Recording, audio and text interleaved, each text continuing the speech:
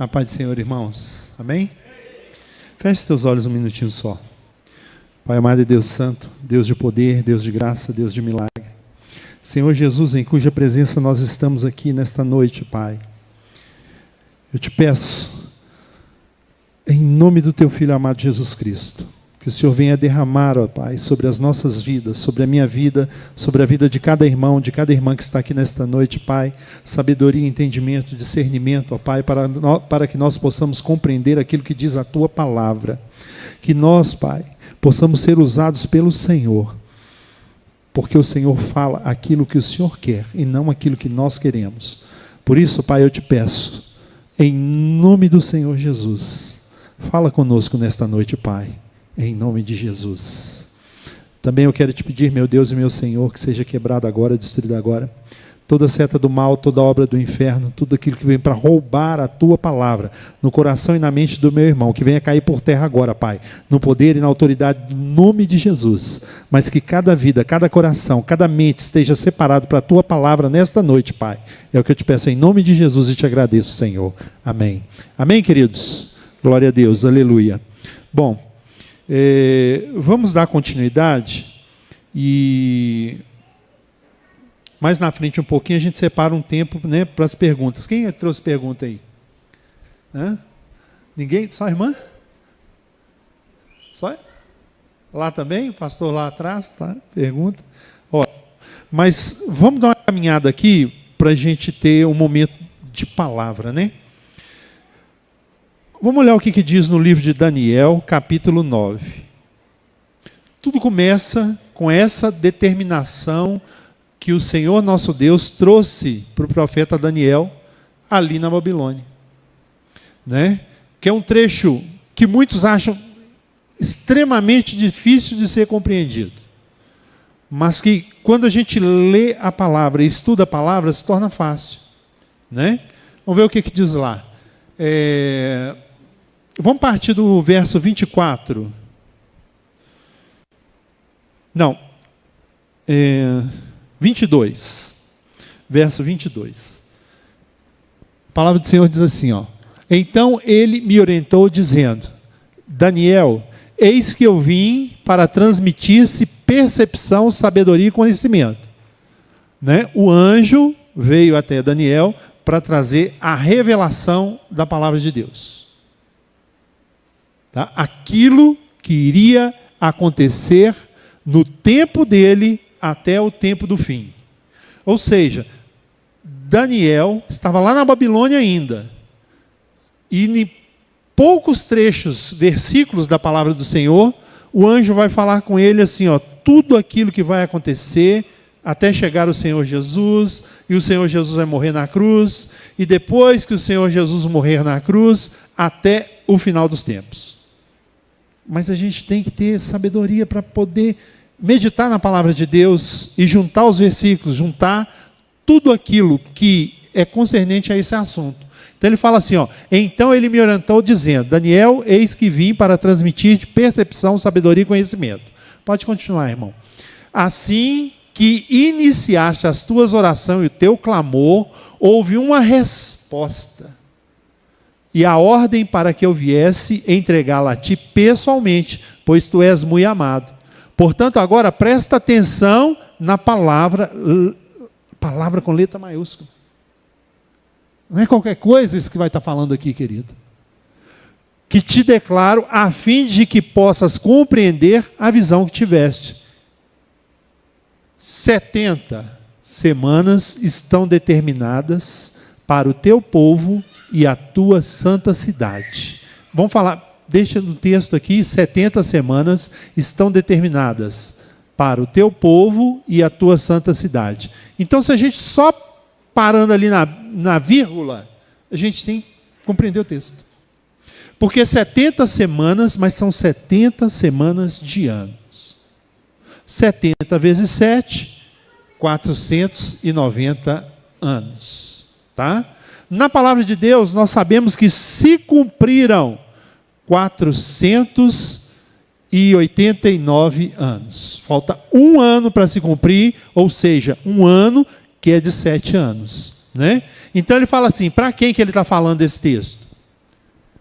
para o seu povo e a tua santa cidade. Então, para quem que ele está falando?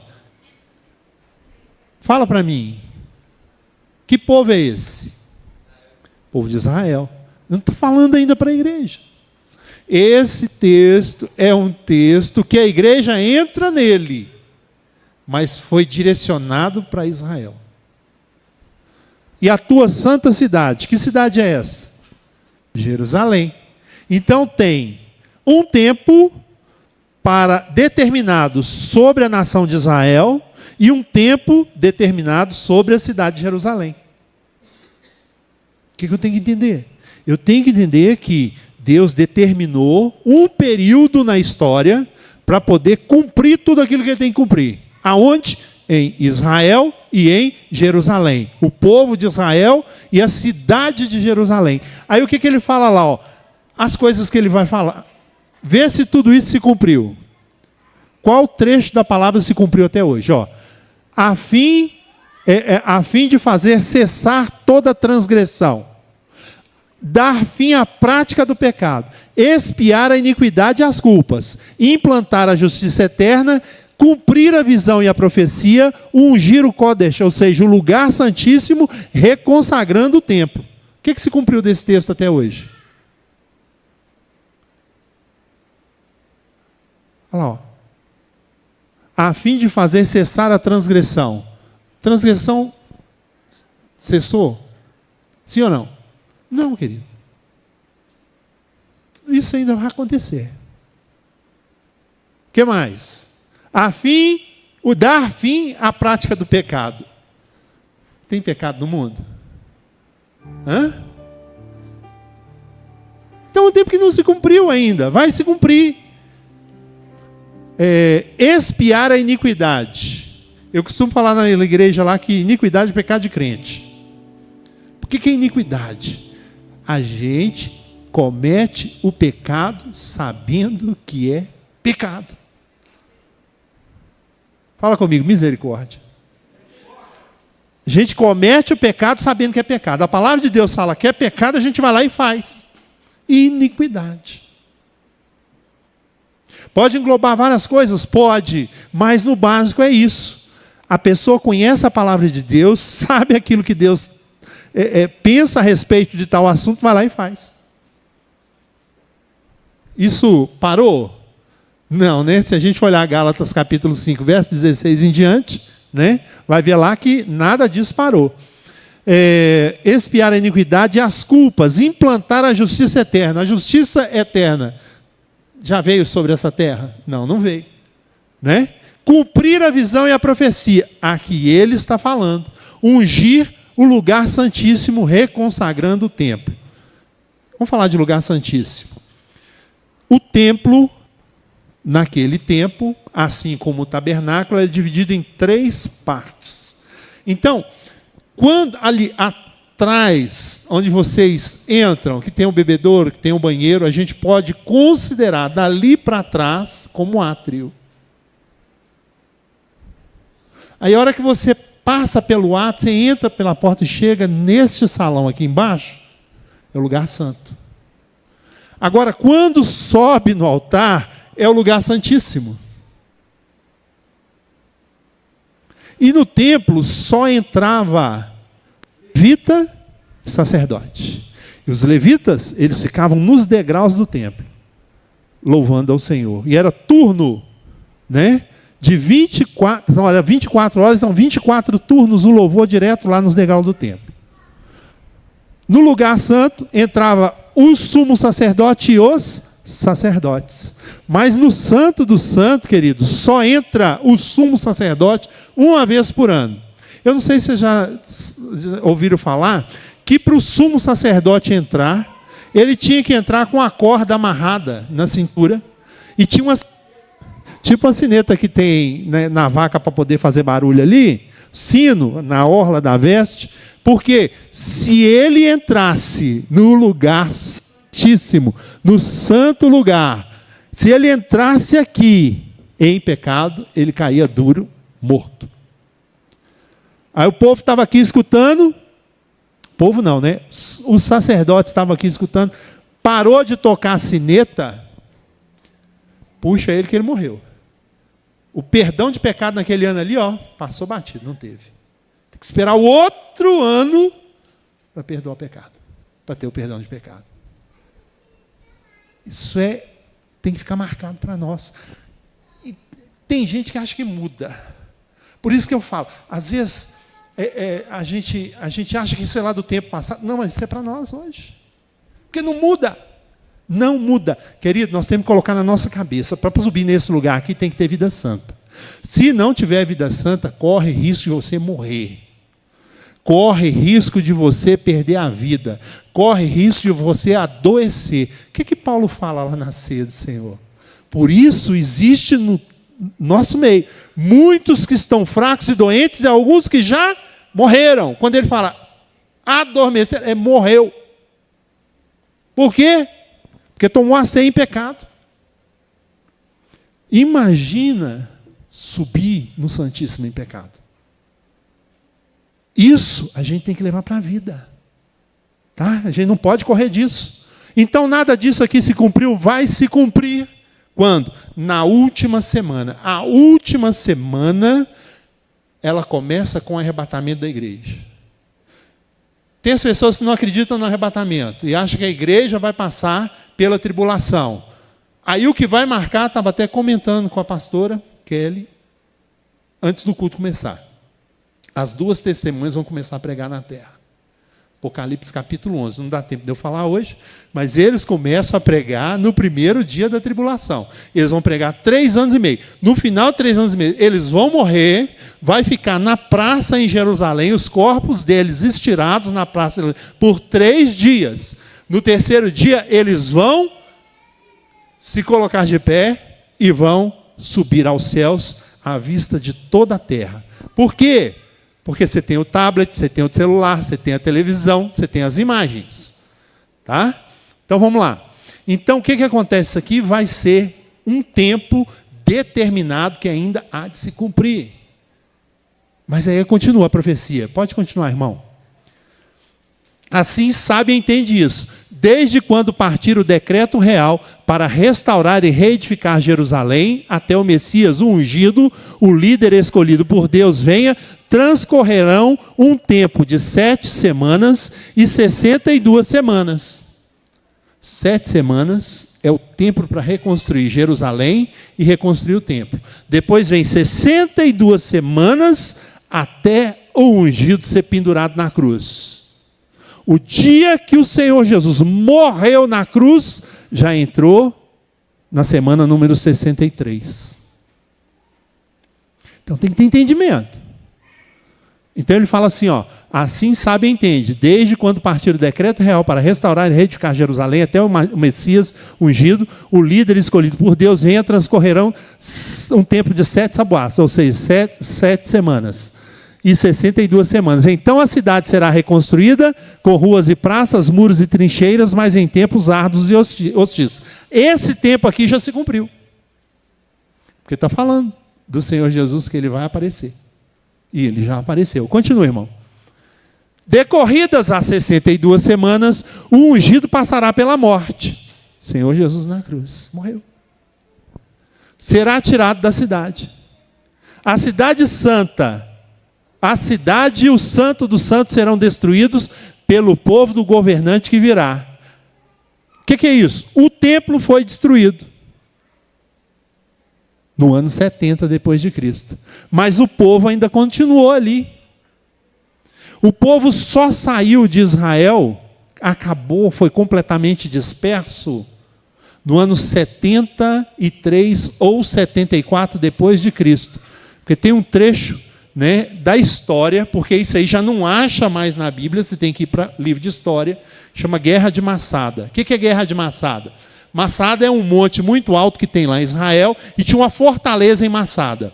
Quando o general Tito destruiu o templo, destruiu Jerusalém, aqueles que não morreram fugiram para fora de Israel. Os que continuaram em Israel foram se refugiar nessa fortaleza de Massada. A hora que chegou na fortaleza de Massada, muito alto, o exército romano não conseguia subir lá. Aí eles demoraram, sabe quanto tempo para poder subir? 2 anos. O que eles tiveram que fazer? tinha um outro monte do lado, eles derrubaram o outro monte, fizeram uma rampa para chegar em Massada, para subir nessa fortaleza. Tá? Depois eu vou dar data disso para vocês. Se eu tiver tempo, né, de dar a data, vocês vão ver que tudo casa com o tempo do Senhor Jesus pisar novamente sobre a face da terra. Então, a hora que aquele exército romano sobe, tinha cerca de 900 a 1.000 pessoas lá na fortaleza de Massada. O que aconteceu? Eles tiraram a própria vida. Deixaram só o último para poder contar a história, e foi uma mulher. A hora que chegou lá, só tinha uma mulher. Tinha mantimento, tinha água, todo mundo morto, só uma mulher para poder contar a história. Nós não nos entregamos nas mãos de vocês. Nós nos entregamos para Deus. Nós não nos rendemos. Nós preferimos cair na mão de Deus do que na mão de vocês. Aí eles sobem lá, vê que todo mundo morreu, mulher, criança, adulto, jovem, todo mundo morreu, só ficou a mulher para contar a história. Ali acabou o tempo. Ali fechou a penúltima semana. A última semana ainda vai ser aberta. Quando que ela vai ser aberta? Quando o Senhor Jesus aparecer nas nuvens, no dia do arrebatamento da igreja.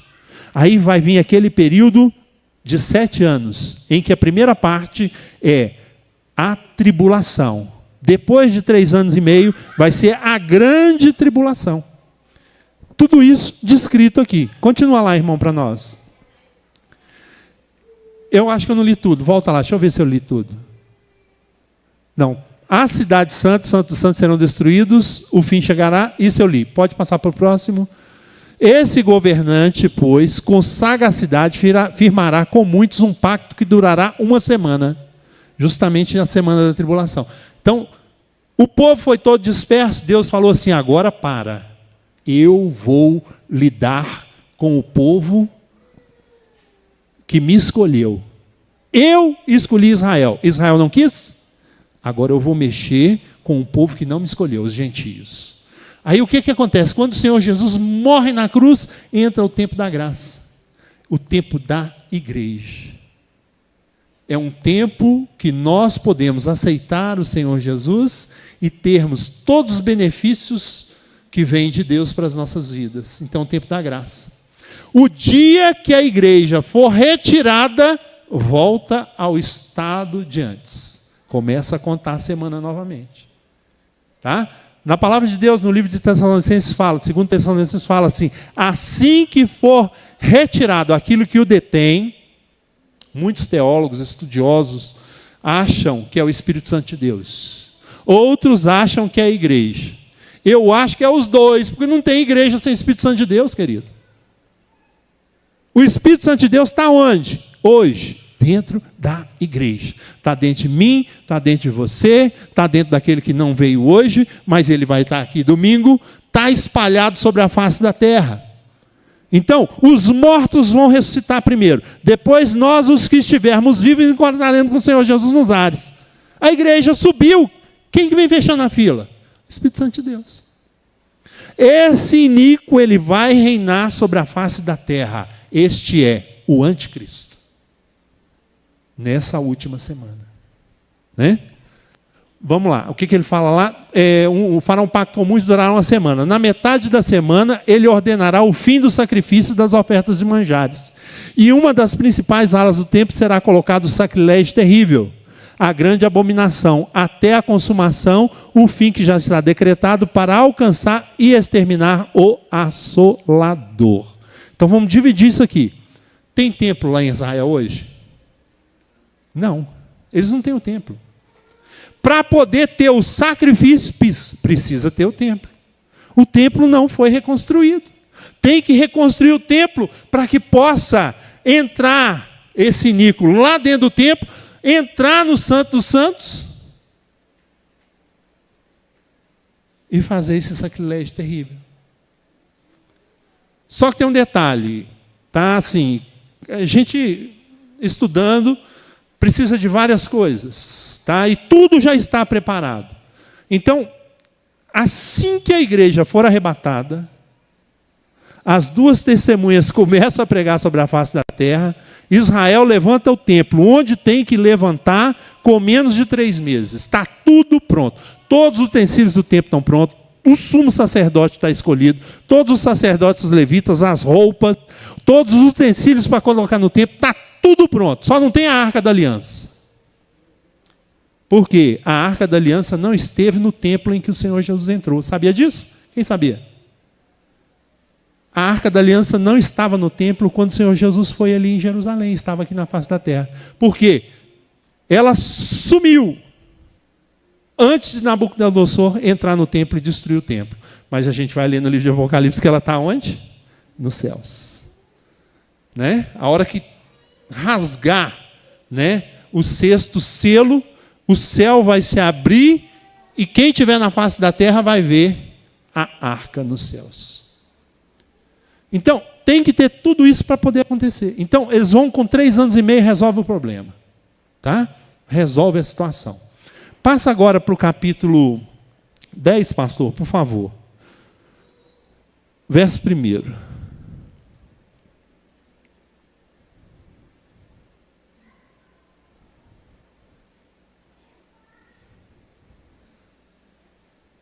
Deixa eu ver aqui. Capítulo 10.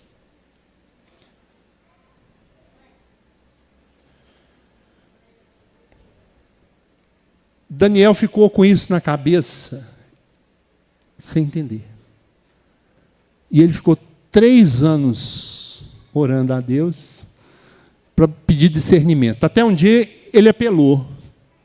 Ele falou assim, eu tenho que fazer algo mais. Eu vou ter que fazer uma coisa diferente. Tá? Por quê? Eu não entendi. Aí o que acontece lá? No 3º ano de Ciro, imperador persa, Daniel, também conhecido por Beltesazar, é o nome que ele deram para ele na Babilônia, em aramaico, recebeu uma revelação divina. A profecia era verdadeira, falava de tempos hostis e guerras. Na visão que teve, ele compreendeu bem a mensagem que segue. Aí ele vai falar. Eis que naqueles dias, eu, Daniel, estava chorando por 3 semanas inteiras. Quanto que é 3 semanas? Quantos dias tem 3 semanas? 21 dias. Todo mundo já ouviu falar de jejum de Daniel aí? Aí todo mundo faz o jejum de Daniel de um jeito, do outro. Eu não vou entrar nesse detalhe de como faz o jejum de Daniel. Para lá poder fazer, não sei como é que ele fez. Mas o texto aqui fala que o que ele comeu, o que ele não comeu, de que jeito que ele fez. Tá? Vestiu pano de saco, estava em oração, 21 dias. Fala comigo, 21 dias. Que ele fez o jejum. Amém? Beleza, então fala lá. 21 dias ele está fazendo jejum. Aí no verso 4 ele fala assim, no dia 24 do 1º mês, eu me encontrava em pé junto à margem de um grande e rápido rio, que é o Quidekel, que é o rio Tigre. Olhei para cima e diante de mim estava um homem vestido de linho com um cinto de ouro puríssimo na cintura. Veio novamente o anjo. Vamos pular aqui para o versículo 10. Em seguida, senti que a mão de alguém tocou em mim, me ajudou a levantar, mas meus joelhos e mãos tremiam muito. Tem gente que vê anjo aí de tudo quanto é lado, né? Esse pastor é muito radical. Vê anjo aí, Daniel, jejuando 21 dias, ele viu o anjo, ele caiu duro no chão. Diferente dos anjos que estão vendo por aí, né? Eu não vou falar se está vendo anjo ou não está, porque eu não sei como é que funciona. Tá? Mas eu vou tirar de uma pessoa que está jejuando 21 dias, consagrado, levando uma vida santa, dentro de um local completamente hostil, ele caiu duro no chão. Foi preciso do anjo pegar ele, levantar e dar força para ele de novo. Senti que a mão de alguém tocou em mim, me ajudou a levantar, mas meus joelhos e mãos tremiam muito. Continua, por favor, pastor. E o anjo me disse, Daniel, tu és um homem muito amado. Presta, pois, atenção à palavra que eu vou te comunicar. Levanta-te, porquanto eu fui mandado a ti. Assim que ele me exortou, eu me coloquei em pé. De que jeito? Aí como é que o povo vê o anjo? O que o povo faz quando vê o anjo? Como é que o povo faz aí quando vê o anjo aí? Roda para lá, roda para cá, pula da cambalhota. O outro não. Está lá, tremendo. Continua. E o anjo prosseguiu me exortando: não temas, caro Daniel, porque as tuas palavras foram ouvidas sim. O jejum dele, a oração dele foi ouvida sim. O anjo apareceu. Desde o primeiro dia em que aplicar... Pera lá. Jejuou quantos dias? 21. A palavra de Deus está falando que foi quando? Desde o primeiro dia. O dia que Daniel foi lá, ajoelhou, começou a orar, Deus já mandou o anjo, pá, vai lá. Olha o que o anjo vai falar para ele. Desde o primeiro dia em que aplicasses humildemente o teu coração a fim de buscar entendimento diante do teu Deus, as tuas orações foram o quê? Ouvidas. E eu vim para dar resposta ao teu clamor. Primeiro dia, ele começou a jejuar, no primeiro minuto, primeiro segundo, o anjo já veio. Pá! Mas por que esperou 21 dias? Palavra. Pode continuar, querido. Mas o príncipe do reino da Pérsia me resistiu por 21 dias. Tem a questão do mundo espiritual. Daniel, um homem que vivia em santidade, vivia diante de Deus, guardava a palavra de Deus, um homem de oração, no jejum, teve que esperar 21 dias para o anjo chegar até ele. Por quê? Porque o príncipe do reino da Pérsia, ou seja, o demônio que dominava sobre a Pérsia, me resistiu durante 21 dias. Esse anjo aqui é o Gabriel, que foi falar com Daniel. Aí ele pega e fala assim: então Miguel, um dos primeiros príncipes supremos, veio me ajudar a vencer o inimigo, porquanto não pude mais continuar ali com os reis da Pérsia.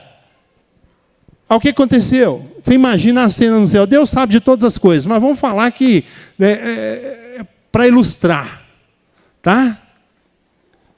Deus começa a olhar no relógio dele lá e fala assim: cadê Gabriel? Onde é que está Gabriel? Gabriel sumiu, mandei ele resolver o problema lá embaixo. Por que ele não voltou ainda? Aí olha o tempo. Aí está parado no meio do caminho. Miguel, vai lá resolver o problema. Aí ele ficou contendendo. Miguel foi lá entrar em guerra espiritual contra esse demônio que estava ali sobre a região da Babilônia. Para quê? Para liberar Daniel, para liberar Gabriel, para chegar até o profeta Daniel e trazer a palavra. Quem pode dizer amém? Isso que aconteceu aqui, ó. Então, isso tudo nós temos que ter entendimento. Eu vou trazer para você agora, assim, né, com toda sinceridade, assim, interesse de coração, para que a gente possa entender. Coloca aquela imagem para nós, irmão, por favor. Você já ouviu falar que lá no livro de 2 Coríntios, capítulo 12, a palavra de Deus fala que Paulo subiu até o terceiro céu? Quem já ouviu falar essa história aí? Preciso passar o versículo? Não, né? Amém. Então nós temos o primeiro, segundo e terceiro céu. Aurônios, Mesorânios e Eporânios. Então aqui, está vendo ali as aves, as árvores, isso é o céu, isso é a terra. Aí tem a atmosfera, o segundo céu. Depois tem o terceiro céu. Satanás, ele só pode ir no terceiro céu se Deus permitir. Igual quando Jó, na história de Jó, foi permitido a ele ir lá. Então ele tem que ficar onde? No segundo céu. Ele não fica no primeiro. Você está achando que Satanás vai deixar o domínio dele para chegar aqui na terra, ser sujeito àquilo que o demônio sente quando sai do corpo de uma pessoa? Não vai, ele vai ficar lá governando. Ele manda ralé para lidar aqui na terra. Então o que acontece? Daniel está morando aqui no primeiro céu. Gabriel partiu do trono da glória de Deus para a terra. Chegou no segundo céu e ficou parado lá. Sabe o que tem no segundo céu, querido? Deus teve que abrir um espaço para colocar nesse espaço um lugar que chama Hades, um outro lugar que chama Seio de Abraão. Eu comecei a contar isso para vocês semana passada, né? Então, quem morria sem andar com Deus ia para o Hades. Quem morria andando com Deus ia para o Seio de Abraão. Está ali nesse segundo céu. Olha que coisa tremenda que tem no segundo céu para você, e talvez você não tenha tentado ainda. Efésios, por favor, capítulo 1.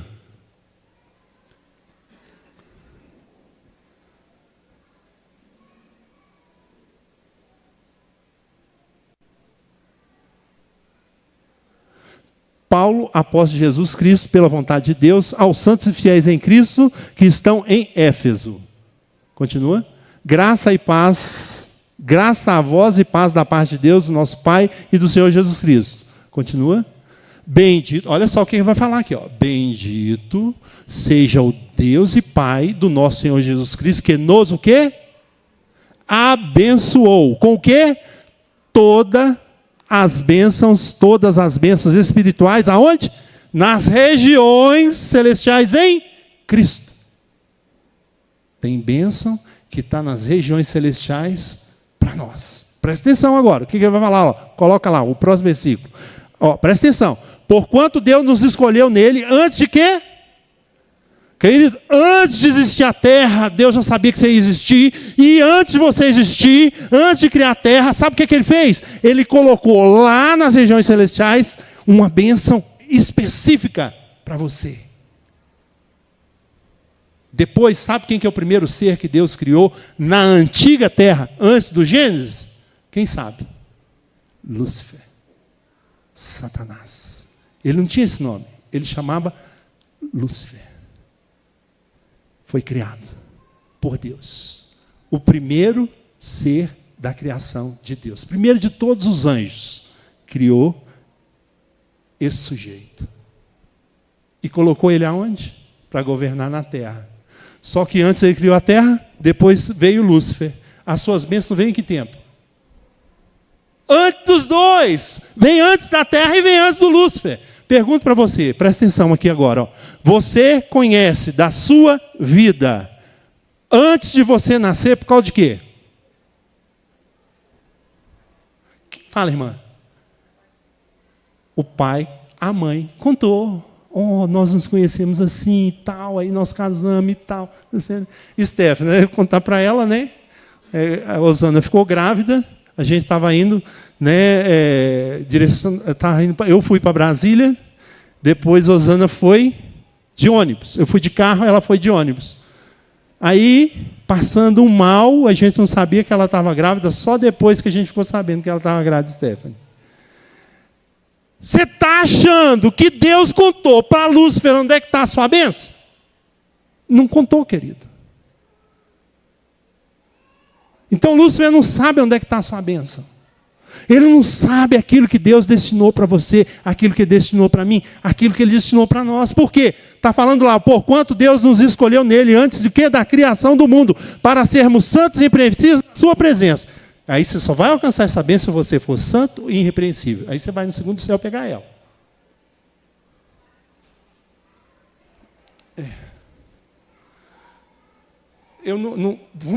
Vamos desviar um pouco do assunto aqui, está incomodando.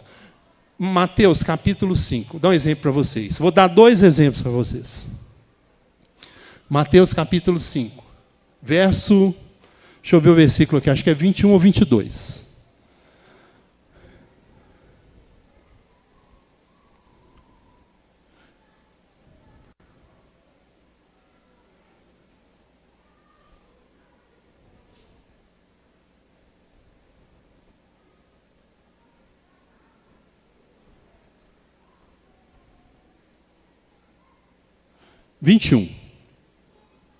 Vai ser do 21, porque depois ele fala de outro assunto.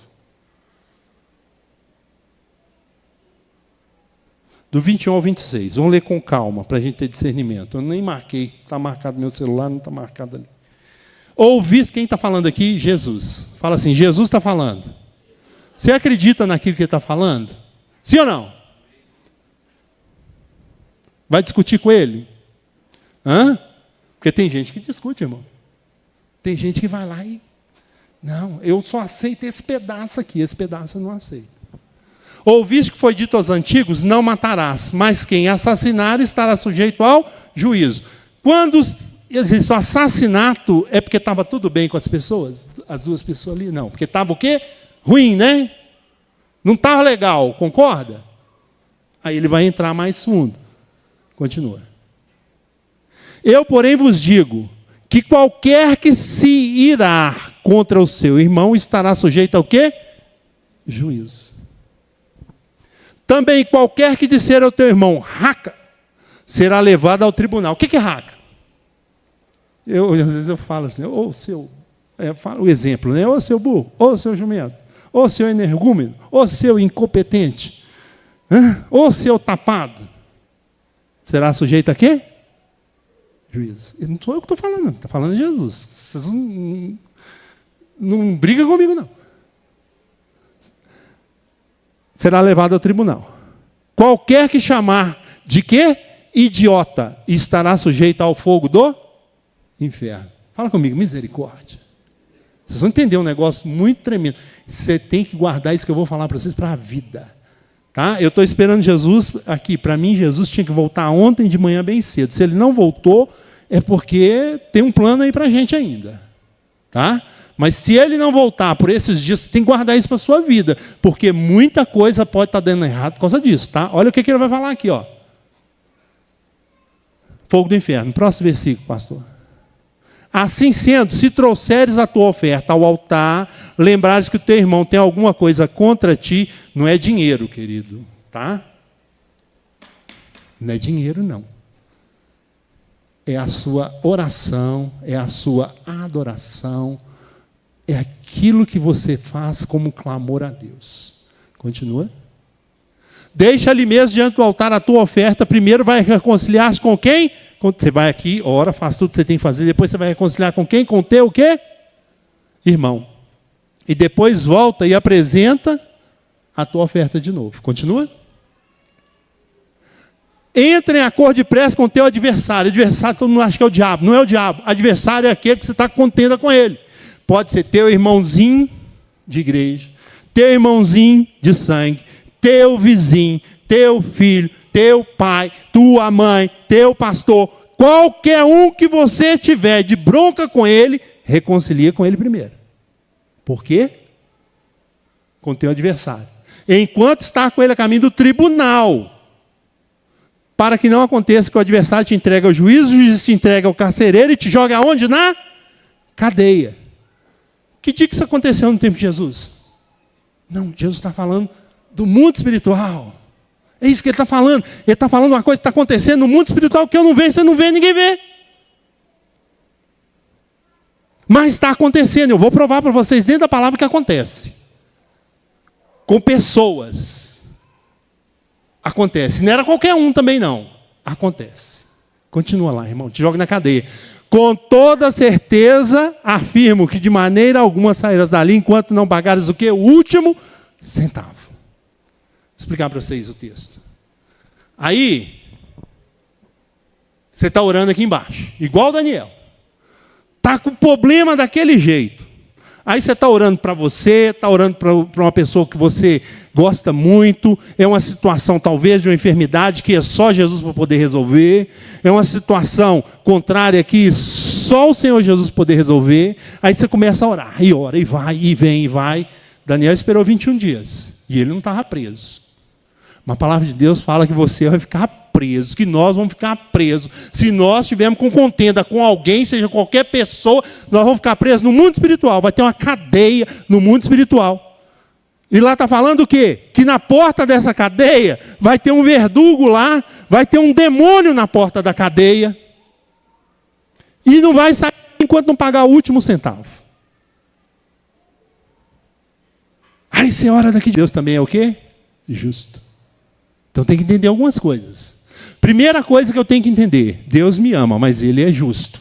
Se eu estiver em pecado, o adversário vai estar lá para poder me acusar. O nome dele, quem? Satanás. Sabe o que a disfarçatez de Satanás falar para Deus?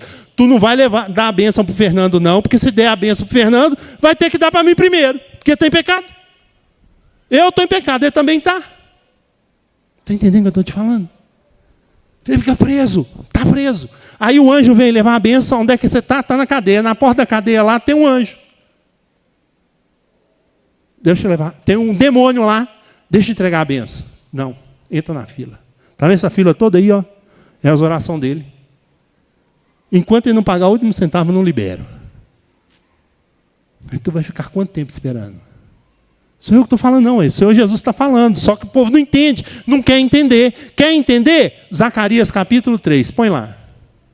Claríssimo. Claríssimo. É uma história que ninguém lê, ninguém nem acha na Bíblia essa história. Zacarias, capítulo 3, verso 1. Logo em seguida, profeta Zacarias. Logo em seguida, Deus me fez ver o grande sacerdote Josué. Outra tradução fala sumo sacerdote Josué. O cara que tinha que levar o quê? O sacrifício. Não é o Josué de Moisés, não. É outro Josué que foi sumo sacerdote no tempo dele. Ele tinha que ir lá levar o sacrifício. Aquele cara que eu falei para vocês que ele tinha que entrar amarrado com a sineta. Porque se ele parasse de movimentar aqui dentro, ele morreu. Eu tinha que puxar ele. Posicionava-se em pé em frente ao anjo do Senhor. Em frente ao anjo de Yahvé, o Senhor. Quem que é o anjo do Senhor? Aqui. O próprio Senhor Jesus. Isso aqui é uma teofania. O que é isso? A manifestação do Senhor Jesus no Antigo Testamento. Simplesmente isso. É facinho de entender. Tanto que anjo de Yahvé ou anjo do Senhor está em maiúsculo. Não é qualquer anjo. Quando vai falar, quando lê lá no trecho, né? De Gabriel falando com Maria que ela ia ficar grávida. Vê um anjo com letra minúscula. Não é Jesus. Aqui é o Senhor Jesus. E quem? E Satanás, o adversário, estava à direita de Josué, pronto para quê? Acusar. Você está entendendo? Então tem um tribunal. A gente vai para esse tribunal e lá nós vamos ser julgados. Então esse Josué estava lá. Jesus, o Senhor, ordenou a Satanás. Quem? Jesus ordena para Satanás. Que Yahvé te repreenda, Satanás. Sim, o Senhor que escolheu Jerusalém te condene. Ora, vê este homem? Não parece um pedaço de lenha queimada, recém-saído do fogo? Está referindo ao sumo sacerdote Josué. Porque ele estava em pecado. A confirmação de que ele estava em pecado. Próximo versículo. Ora, Josué, vestido de quê? Roupas impuras. Estava em pé diante do anjo. Estava em pé diante do anjo. Roupas impuras é o quê? Pecado. Tu está em pecado, vai chegar o dia desse julgamento lá na glória. Não tem erro. Não tem erro. José estava preso. Precisava resolver o problema, era o dia do perdão. Como é que vai deixar para um ano depois? Sabe que dia que foi esse aqui? A inauguração do segundo templo. O povo estava 70 anos na Babilônia. Tiveram que reconstruir o templo, gastou mais 7 anos. Então, 78 anos sem pedir perdão do pecado. Teve que ter uma intervenção, porque o bonitão estava em pecado. Vamos ler. Em pé diante do anjo. Continua, por favor, irmão. Então o anjo ordenou aos que estavam diante dele: tirai-lhe as vestes impuras. Jesus falou: tira essas vestes impuras dele. E disse a Josué: vê, eis que tirei de ti o teu pecado, claríssimo, e te vesti com roupas de grande nobreza. Eu vou te reconstituir tudo aqui para você ser o sumo sacerdote, sem pecado, para você entrar no templo. Continua, por favor. E acrescentou: põe o quê? Um turbante purificado. O pastor, o sacerdote, o levita, que está em pecado, querido, ele perdeu a autoridade. Precisa recuperar a sua autoridade. Jesus está colocando a autoridade de novo nele, colocando o quê? Turbante na cabeça dele. A autoridade. Lá em Israel não usava coroa, só o rei que usava coroa, colocou um turbante na cabeça, recupera a sua autoridade. Devolve a autoridade. E colocaram um turbante limpo na cabeça e vestiram, e o anjo de Yahvé permaneceu ali observando tudo. Josué, aqui na terra, ele estava orando, fala assim: hoje é o dia da minha morte. Não tem ninguém pedir perdão por pecado para mim, eu que tenho que pedir perdão para mim, o povo, e é hoje, eu estou em pecado, como é que eu vou fazer? Ele começou a orar. Jesus pegou ele e levou ele para esse tribunal, lá vamos resolver o problema. Porque ele se o quê? Arrependeu. Fala assim: pecado necessita de arrependimento. É o quê? Não fazer de novo. Olha o que está acontecendo aqui, ó. Jesus estava ali observando tudo. Continua. Então o anjo do Senhor declarou a Josué: você estava achando que é só ele que estava no pecadão? Tá achando que era só ele, né? Continua.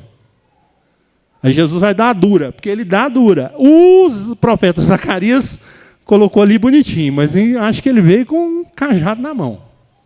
Assim diz Yahvé dos exércitos: se andares nos meus caminhos e seguires as minhas normas, escrito na palavra, serás juiz da minha casa e também cuidarás dos meus atos e te darei lugar entre os que aqui estão. Se você fizer tudo certo, um dia você vai vir para aqui. Naquele tempo era o seio de Abraão. Hoje não, hoje é o paraíso, expliquei para vocês. Continua. Ele vai falar: portanto, ouve Josué, sumo sacerdote, tu e quem? Tu e quem? Os teus companheiros. O resto dos sacerdotes estava tudo no pecado. Os levitas estavam tudo no pecado. Estava todo mundo errado. E Jesus está corrigindo tudo isso aqui. Para quê? Para reverter o mal em bem. Quem pode dizer amém? É isso que nós necessitamos. Nós temos que nos arrepender. Tu e teus companheiros que se atentam diante de ti, porque são homens que simbolizam exemplos futuros. Eis que eu trarei o meu servo, Tsema, ou seja, o renovo. É isso que o Senhor Jesus vai falar com ele de coisas futuras. Mas que? Ele estava preso. Estava na cadeia. Não. Satanás, o próprio, para esse evento aí, ele não mandou tranca-rua lá não. Ele não mandou a pombagira lá não. Sabe quem mandou lá? Ele mesmo foi lá. Para esse aqui não. Eu que vou ficar na porta da cadeia. Eu que vou prender. Ele não vai sair daqui. Da onde? Vai reconstruir o templo? E vai pedir perdão do pecado? Não, eu quero todo mundo no pecado. Tudo isso está escrito aonde? Palavra de Deus. Eu não posso fugir daquilo que está escrito na palavra de Deus. Se eu quero encontrar com o Senhor Jesus nos ares, eu tenho que me arrepender dos meus pecados. Porque não vai subir aquele que estiver em pecado. É tão sério o negócio, que a gente vem para poder falar de final dos tempos. Mas não existe final dos tempos sem arrependimento. Por quê? Crente acha que não peca. Gálatas, capítulo 5, verso 16, por favor.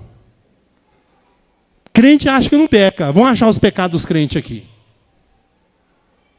Portanto vos afirmo, vivei pelo Espírito. De forma alguma satisfareis o que é a vontade da carne. Continua. Portanto, a carne luta contra o Espírito contra a carne. Eles se opõem um ao outro, de modo que não conseguis fazer o que quereis. Quem aqui já quebrou um ímã? Já viu um ímã quebrado? Você tentou juntar de novo? O que acontece com o ímã quando você vai juntar ele? Não gruda, não vai. Porque é a carne e o Espírito. Um não vai combinar com o outro. Você não vai subir se estiver na carne, querido. Você vai subir só se você estiver cheio de Espírito. E outra coisa, que eu não gosto de falar, mas ultimamente estou falando muito. Porque todo mundo só pensa no dia do arrebatamento, mas não pensa no dia que vai cair duro, não. Ninguém sabe o dia de amanhã. Se cair duro amanhã, acabou, querido. É Hades. Tiver no pecado, é Hades. Não tem como, porque tem essa palavra aqui. Continua lá. Ó. Contudo, se sois julgados pelo Espírito, já não estáis subjugados pela lei. Continua, por favor. As obras da carne são manifestas. Imoralidade sexual. Isso é pecado de crente? Tem uns crentes que faz, mas não é pecado de crente. Concorda comigo? E crente não vai fazer essas coisas. Impureza, libertinagem. Não, está fora. Mas vamos continuar aqui. Idolatria. É pecado de crente? Sim ou não? Sim ou não? Gente, tem mais idolatria dentro da igreja evangélica que na igreja católica. Aí eu vou só porque pastor fulano está nesse evento. Aí eu vou só porque é daquele grupo tal. Aí eu vou só se eu for para pegar na guitarra. Eu vou só se for meu dia de tocar bateria. Estou mentindo? Estou mentindo? Sabe o que é isso? Está colocando o instrumento, está colocando a pessoa, está colocando outras coisas no lugar de Deus. Chama idolatria. Sabe por que o povo de Israel foi parar na Babilônia? Por causa de idolatria. Feitiçaria, pecado de crente? Do grosso modo, feitiçaria não é pecado de crente. Mas ódio, discórdia, ciúme. Sim ou não? Ô querido. Não precisa nem falar, né? Vocês estão rindo, vocês estão mais preparados que eu. Olha lá, ó. Egoísmo. Dissensão. Facção. Não, eu sou de fulano, eu vou com Beltrano. Ah, não gosto desse aqui, eu gosto só desse. E tem a turma do tal e tem a turma do fulano de tal. Estou mentindo? Continua. Inveja. Tem crente invejoso?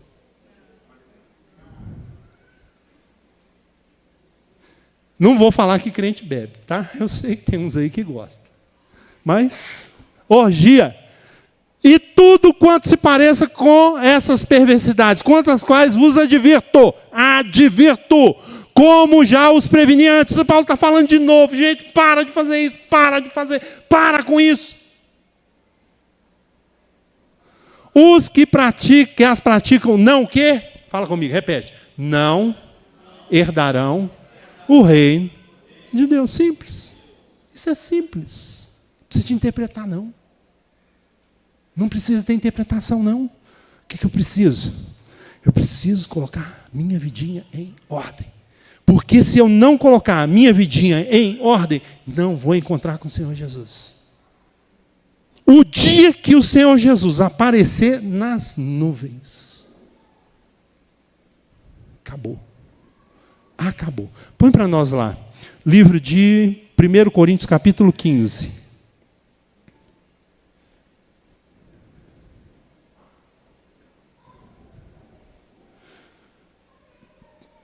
Por favor, verso 50. Eu já expliquei a questão de trombeta para vocês, não preciso explicar mais, né? Vamos lá. Contudo, irmão, eu vos afirmo, é Paulo de novo falando aqui, ó. Vos afirmo. Ele está o quê? Afirmando. Quando você vai afirmar alguma coisa, aquilo é certo, é correto, é aquilo que tem que fazer e pronto, acabou. Sim ou não? Não é uma conjectura. Não, aqui é uma afirmação. Que carne e sangue não podem herdar o reino de Deus. Nem o que é perecível herdar o que é imperecível. Continua, por favor. Eis que eu vos declaro um mistério. Nem todos adormeceremos, morreremos. Mas certamente todos seremos o quê? Transformados. Todos. Os que já morreram e todos os que estiverem vivos em Cristo Jesus vão ser o quê? Transformados. Receber um corpo o quê? Glorificado. Continua, por favor. No momento que, no abrir e fechar de olhos, ao som da última trombeta. Porquanto a trombeta soará, os mortos ressuscitarão incorruptíveis e nós seremos o quê? Transformados. Continua, por favor. Pois é impreterível que este corpo que perece se revista da incorruptibilidade e o que é mortal se revista da imortalidade. Quem pode dizer amém? Fala assim, sou eu. Isso aqui é o dia do arrebatamento. Né? Outro trecho. Segundo Tessalonicenses. Vamos ver o capítulo. Segundo Tessalonicenses, capítulo 2, versículo 1.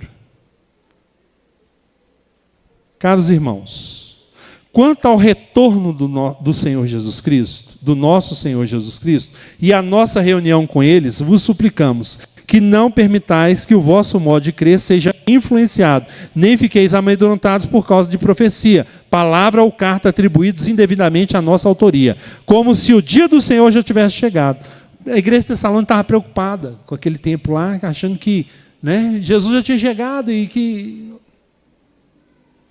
Ele fala, ó, não vos deixes enganar de forma alguma, por ninguém. Porquanto antes daquele dia virá a apostasia, e então será revelado o homem da iniquidade, o filho da perdição. Está falando que vai ter o quê? Apostasia. Fala comigo assim, apostasia. Está falando que vai ter como é que fala o negócio? Avivamento? Está falando que vai ter o quê? Está falando que vai ter avivamento? Quem já escutou aí? Não, Deus vai fazer um avivamento nos últimos dias. Quem já escutou? Na palavra de Deus está falando o quê? Vai ter o quê? Me fala na palavra de Deus, não está falando que vai ter avivamento. Sabe onde é que está escrito? Fala assim, ó, aviva a tua igreja no meio do século. Não existe palavra avivamento na palavra de Deus. Mas tem o quê? Apostasia. Apostasia é divórcio. Apostasia é separação. Aqui não está falando de um homem e de uma mulher, está falando do corpo de Cristo. Vai se separar do Cristo.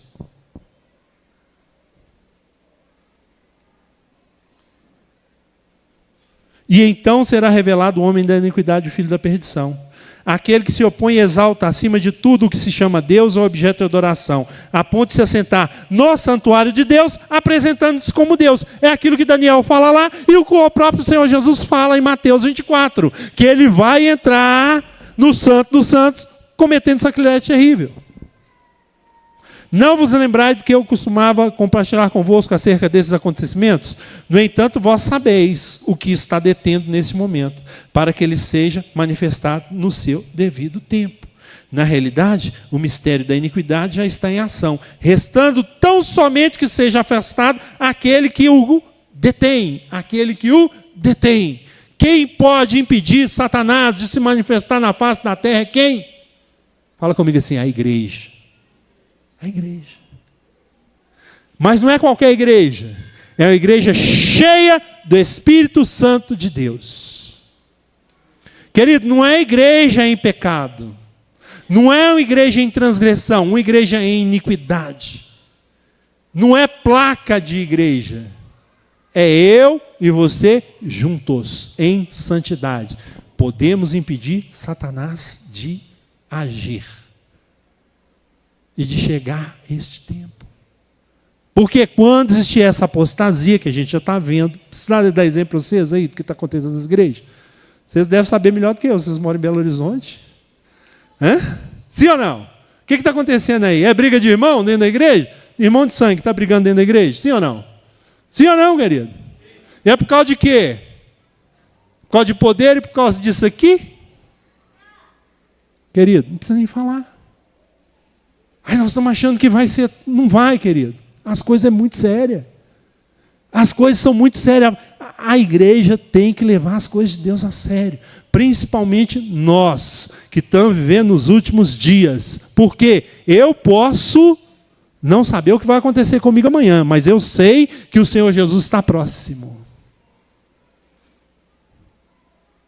Eu sei que está chegando o dia. E se eu não tiver nos conforme, eu vou ficar para a tribulação. Eu vou ficar para a tribulação. Eu vou dar uns minutinhos para pergunta, por favor. Quem quer perguntar?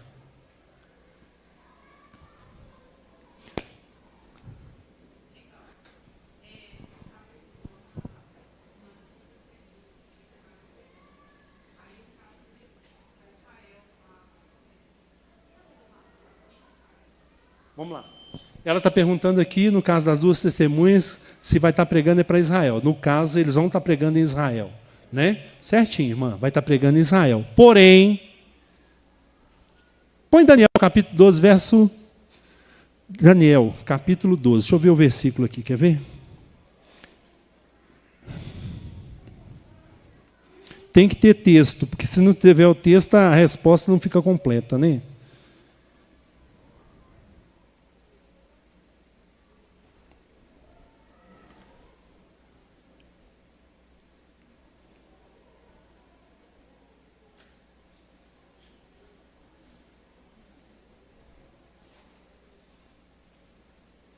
Verso 8.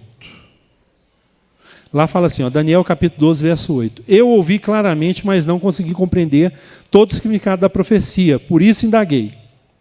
Ó Senhor meu, mas qual será o resultado final de todos esses acontecimentos? E ele replicou, orientando-me.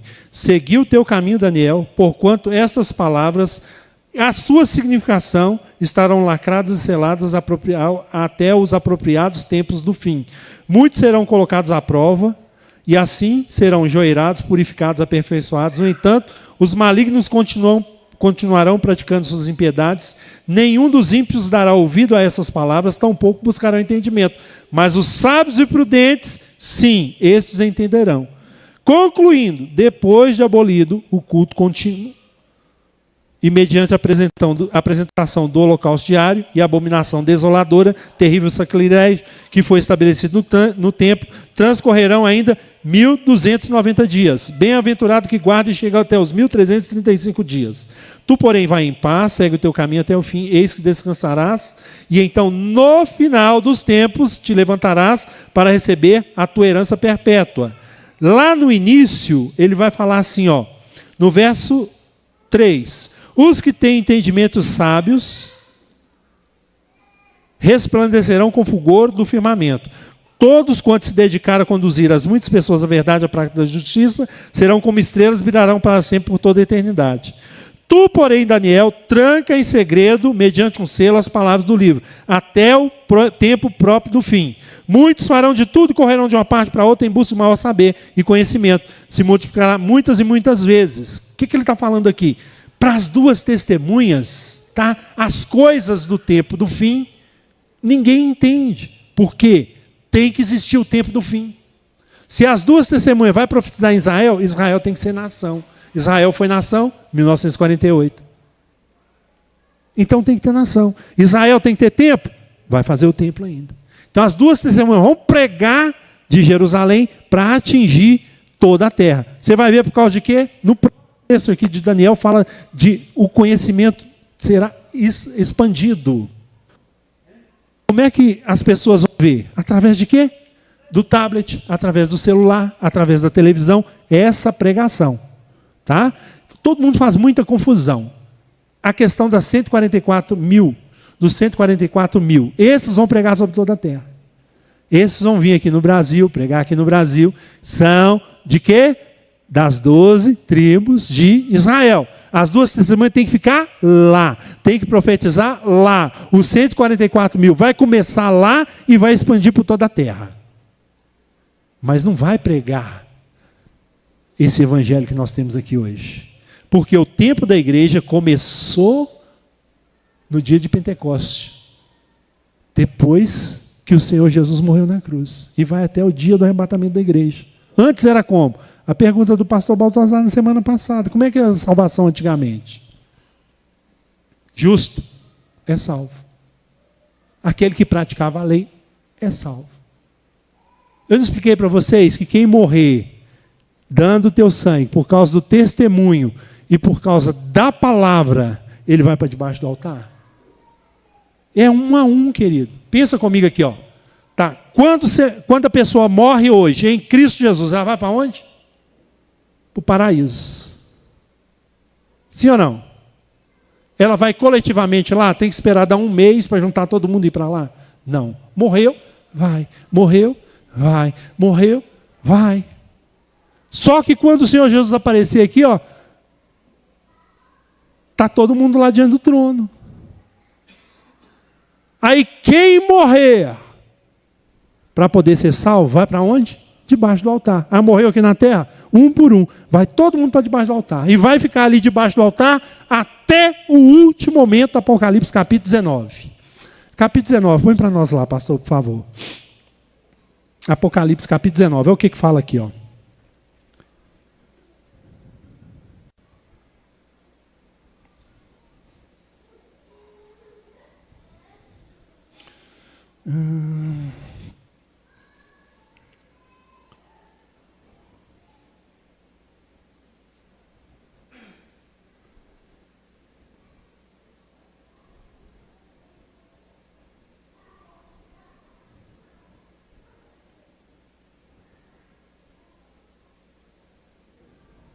Verso 1.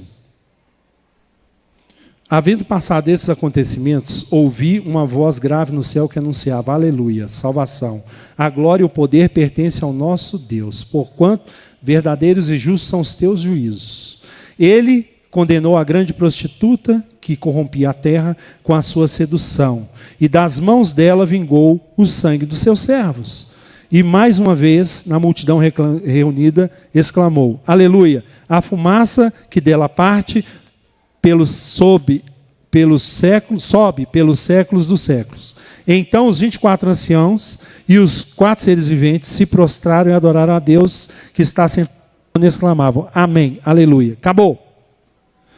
E do trono partiu uma voz que conclamava: louvai ao nosso Deus, vós todos seus servos, e vós que temeis, tanto pequenos quanto grandes.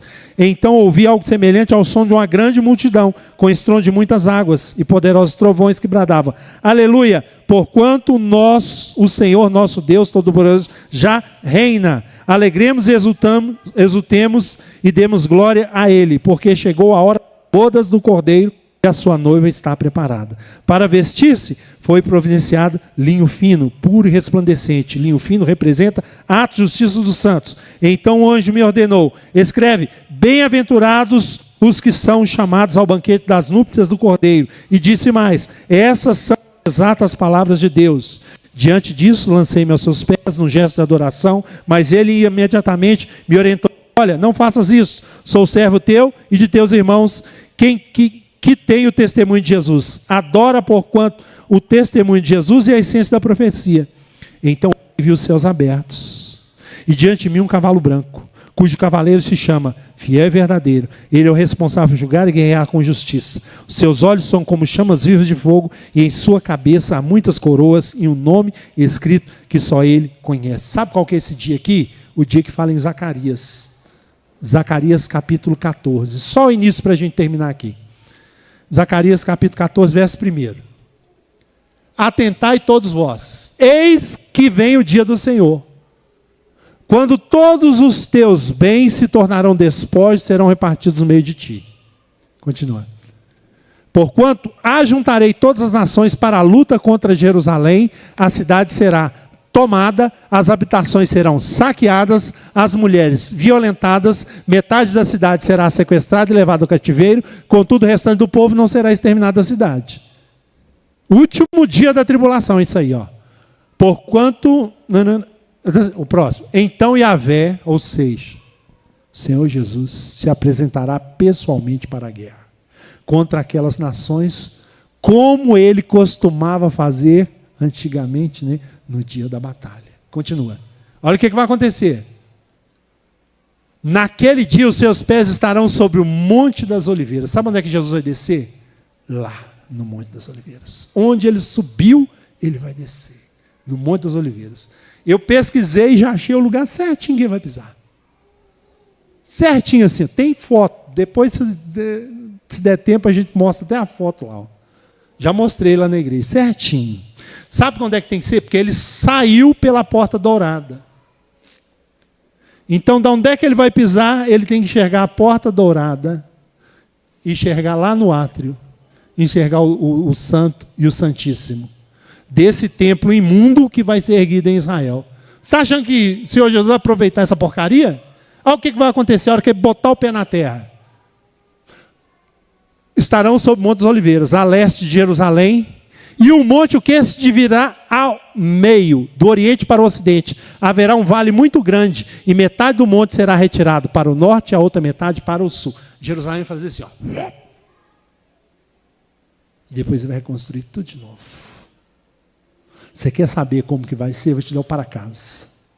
Vai lá para o livro de Ezequiel, capítulo 40, até o 48. Tudo isso é o que vai acontecer no milênio. Tem outra pergunta, irmã?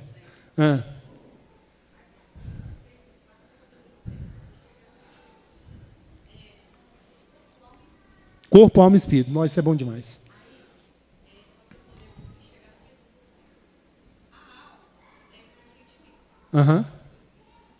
Não.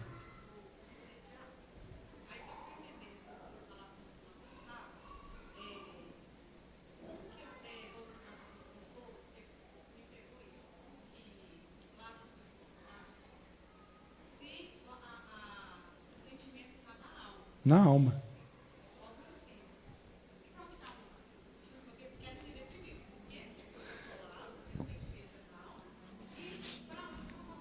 Nós somos corpo, alma e espírito. Amém? Corpo, alma e espírito. Alma é o fôlego de vida.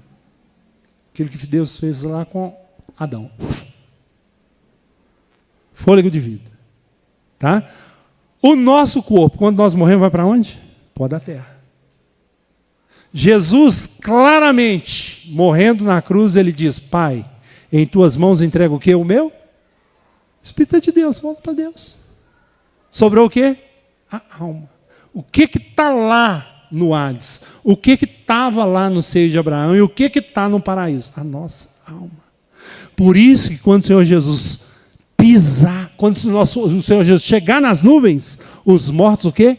O corpo dos mortos ressuscitarão para encontrar com a alma.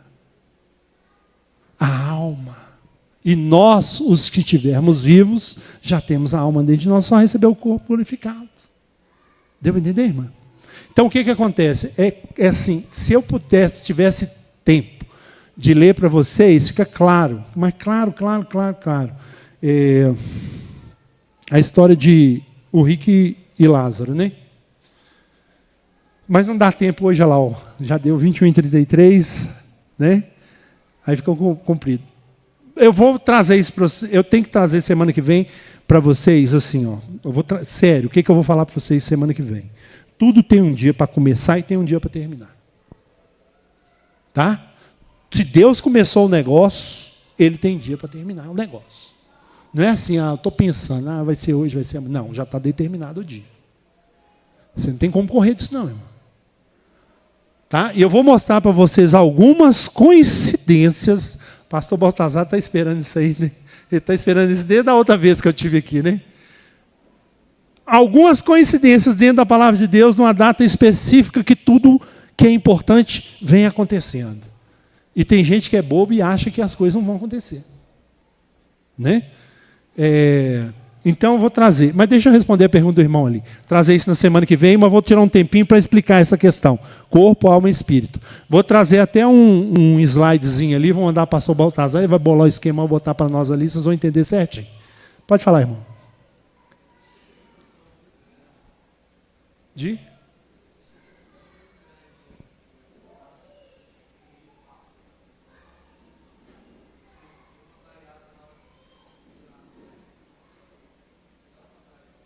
Não. Se a gente ver lá no texto, naquele dia os seus pés estarão sobre o Monte das Oliveiras, a leste de Jerusalém. A igreja está vindo com ele. Esse dia aqui, a igreja está vindo com ele. É a mesma coisa que acontece no capítulo 19 que a gente estava lendo. Aqui, ó.